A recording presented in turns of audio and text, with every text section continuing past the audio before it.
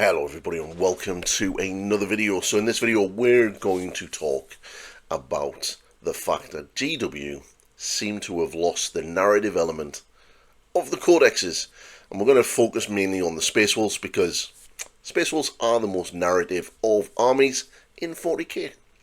So this video was going to be about the overall narrative aspect of Warhammer 40k and how Games Workshop seems to have lost this element of storytelling in their games with their options in the codexes as a whole. But I figured I'd focus in on the Space Wolves rather than all of the other codexes because, well, I know more about the Space Wolves than the other armies, to be completely honest. So what am I going on about? Well, let's look at the Space Wolf Codex as a whole. So there is a lot of elements in the Space Wolf army that have not transferred into the new Codex. So one of the biggest glaring options straight away is there is no options to create or take a generic Space Wolf Wolf Lord at all. Now, before, in previous codexes in 8th and 9th and 10th edition, you had the option of having a generic Wolf Lord. It was basically the Space Marine Captain options, the Primaris ones or the non-Primaris ones, and you basically just put Space Wolf parts on that model and you had the option of having a generic Wolf Lord leading your army, which meant that if you wanted to play one of the other great companies other than Ragnar or Logan Grimnar, you could. And the Space Wolves, the reason why I'm bringing this up is the Space Wolves are the only Space Marine army where we know exactly who is leading which company. Now, I can ask, very simple, other than the Ultramarines, because I believe even in the normal generic codex, the Ultramarines still have a list of all of the captains leading the companies, but not to the extent of what the Space Wolves have. You know exactly who leads the Death Wolves or the Sea Wolves or the Kraken Doom. You know who leads which company, and even with the new Wolf Lords that have been added because of the narrative story element that's gone forward, and some of the Wolf Lords have been killed or are now missing in battle and have been replaced, we know who their replacements are, we know what their sigil is that they're using, and we have that narrative element in the background section of the Codex. But there is no gameplay options to use them. So you can't convert and create your own Beyond Stormwolf model if you wanted. So we don't even have the option of taking a generic Space Wolf captain. You can take a generic captain for your army, but that will be a Space Marine captain. The issue then comes is that that model is then unable to join Space Wolf units. So you can't have your Space Wolf captain that you have converted up to being Crom the Dragon Slayer, because he now no longer has a model, and then have him leading a unit of Bloodclaws or Grey Hunters, because Space Wolf captains can't lead these units.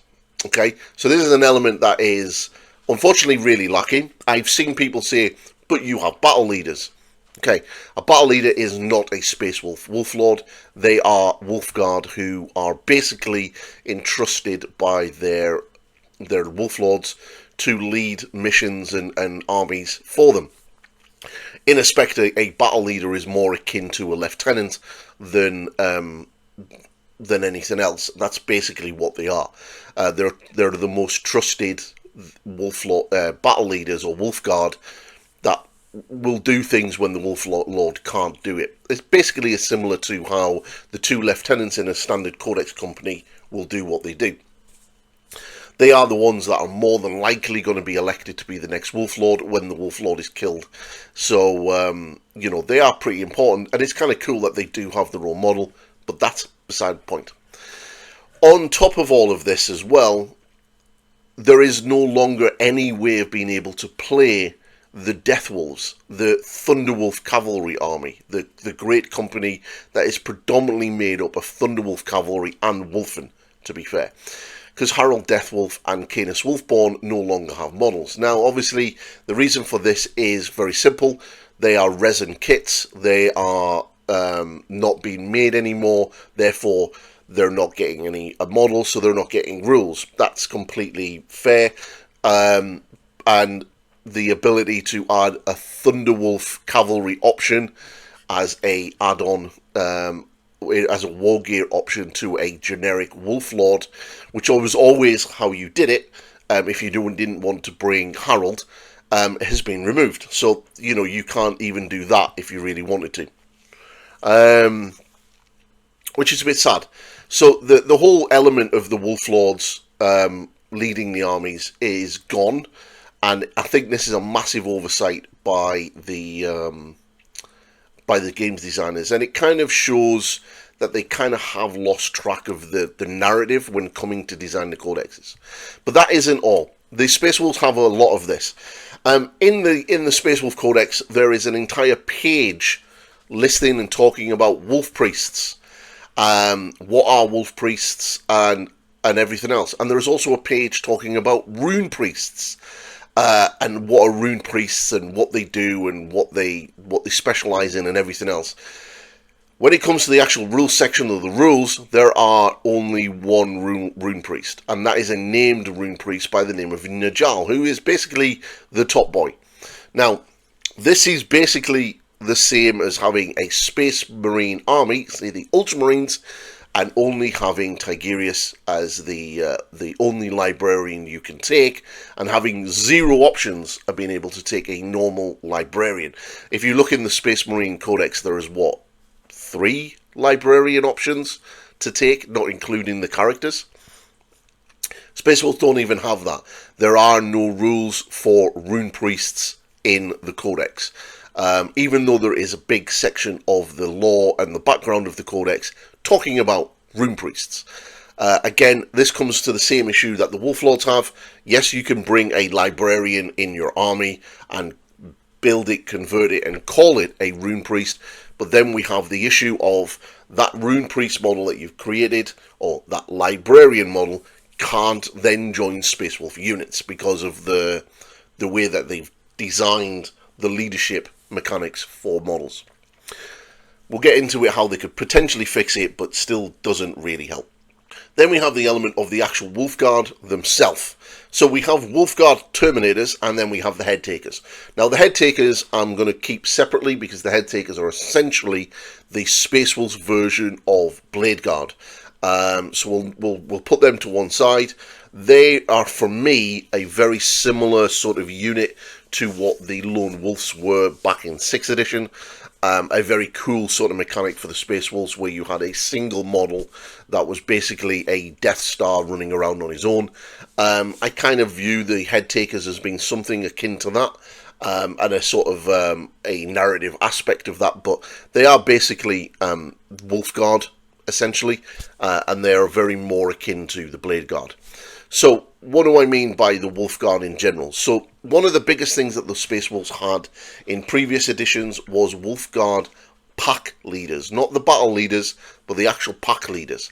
And one of the elements of this was, one of the really cool things that you could do is you could take a unit of Terminators, Wolfguard Terminators, and rather than have that unit of 5 Terminators as a solid unit, you were then able to equip each one of those guys individually, and then you were then able to take each one of those guys and put them into your other packs. So you could have a Wolfguard pack leader in Terminator armor leading your Grey Hunters, or your Blood Claws, or anything like that.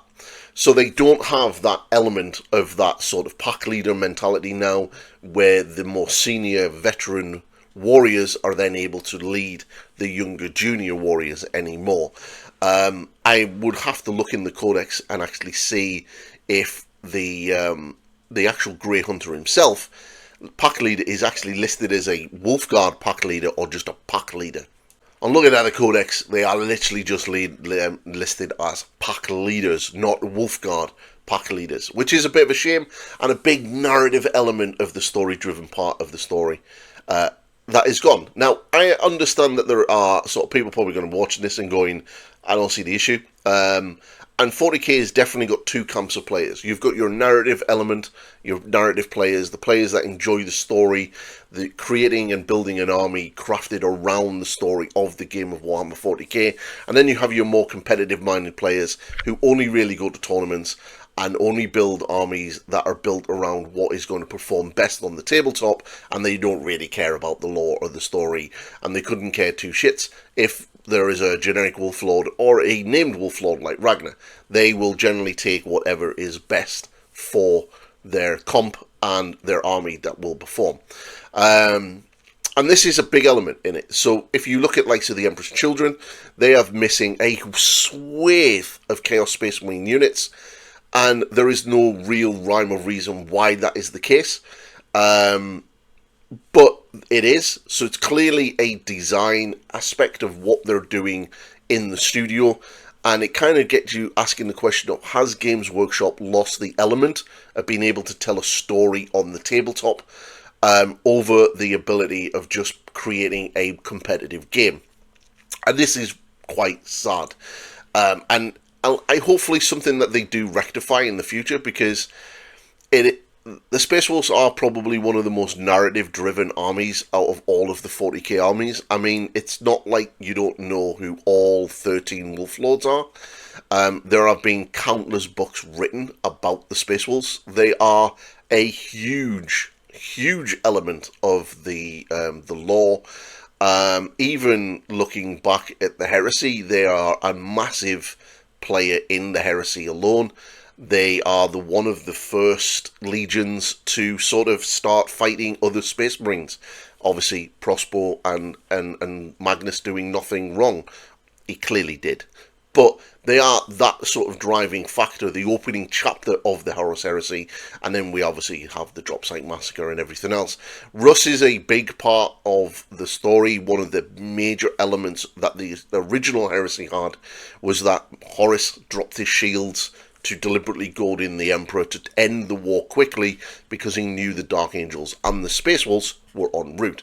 That changed over the years to being the Ultramarines as well, because we had to get the poster boys in there, to being how it ended up in the Siege of Terror, where it was more the Emperor sort of goaded Horus into sort of kind of doing it himself, because the Horus believed he was going to be able to kill the Emperor. So there's a lot of... They've always been a big part of the story. But the ability to not be able to create an army for one of these Wolf Lords and design that army aesthetically and then have it on the tabletop is a really, really bad thing. It even is pretty detrimental when it comes to like the Crusade rules, because you could essentially have a Crusade where you have your Wolf Guard leading your army, becomes a battle leader, and then eventually becomes a Wolf Lord in his own right, and you can tell that story with your games through the Crusade system. But you can't even do that, because the ultimate end result would be to use a generic Wolf Lord, which you can't then do. So it's a bit sad, which is not great. So yeah, it's a bit lackluster, and I kind of worry that there is the GW have kind of lost sight of that when it comes to actually creating the books. Like, the codexes should be the be-all, end-all thing when it comes to creating your rules and your stories and your lore and everything else for that faction. It should be your go-to book when it comes to it. And it should have all the options. And obviously this would raise, and I'm pretty sure a lot of Space Wolf players would probably agree with me here, that the Space Wolves shouldn't be a supplement codex for the Space Marines. They should be a standalone codex, because they are far too big, far too diverse, and far too unique to be just relegated to be a supplement book. They need to be their own codex, and hopefully this is something that GW will do in the future. I don't think they will. Personally, I think they'll just stick to the supplement books. But yeah, they need to bring that back. Now, as I said earlier, this potentially could be an easy fix. They could easily, day one FAQ, Space Marine captains and librarians to have the ability to join Space Wolf units. Yeah, that's potentially what they could do. I don't think they will, because I don't think the design team see this as an issue. I don't think the design team actively looking at this and going, oh damn, those Space Wolf players don't have a generic Wolf Lord. Oh no, whatever will they do? I think they look at it going, well, they have access to Ragnar and they have access to Logan Grimnar. What more do they want?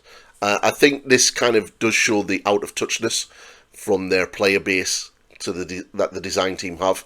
And hopefully in the future they'll prove us wrong and add these elements into the armies. But right now, there are certain baffling things that they're doing, and it just makes you scratch your head. Like, the Blood Angels got a generic model for a Wolf Lord, or sorry, for a Blood Angel Captain, but they didn't, and then they got like a load of data slates off that one model to fit the Death Company. They got a generic Jump Pack Captain, and then got a data slate for a Death Company Jump Pack Captain, but somehow the Space Wolves weren't able to get a generic Captain data slate for a Wolf Lord or a Rune Priest. Like, really weird. So yeah, there are certain elements of that the Codex has just lost massively, and I think that's really, really bad. So yeah, but anyway, that's the video. Thank you for watching, and thank you for all subscribing as well. We have officially got over the 4.1k, which is super cool. Yeah, I'm going to be doing a lot more. Obviously, I'm eagerly waiting for my Space Wolf book and my Space Wolf box to arrive. I'm already sort of looking at potentially a different company. And I'm going to be doing a couple of cool things with this Space Wolf army, painting-wise, pack markings, painting fur, painting Space Wolf skin, doing painting tutorials for tattoos, and a lot of things like that. And I'm also going to be creating my own Primaris version of Ulrich the Slayer. And there'll be more about that when I do the video on him as well. So if you're a Space Wolf fan like myself, there is a lot of Space Wolf content coming, and I will still be plugging away at the Emperor's Children. In fact, there will be a Emperor's Children update video later this week, showing you exactly where I am right now with my Emperor's Children army. Really enjoyed the Emperor's Children, so don't think I'm going to abandon the boys in pink. I really am not. I'm really fully enjoying them. Yeah, really look forward to getting the full 2k army painted for them. Space Wolves are going to take me a while to do, so I'm not really in any rush to get them on the tabletop. I'm going to really enjoy the hobby aspect of painting them up, collecting them, and really replacing that original 4k army that I lost or was stolen from me from my car a long time ago. And it's going to be a fun prospect, and I'm very much really hyped to jump back into that, and really can't help wait. But yeah, if you're like me and feel that DW need to get the narrative elements back in the Codex, let me know in the comments. And while you're there, hit that subscribe button and help me slowly move on to bigger things. And I will catch you all in the next one. Goodbye for now.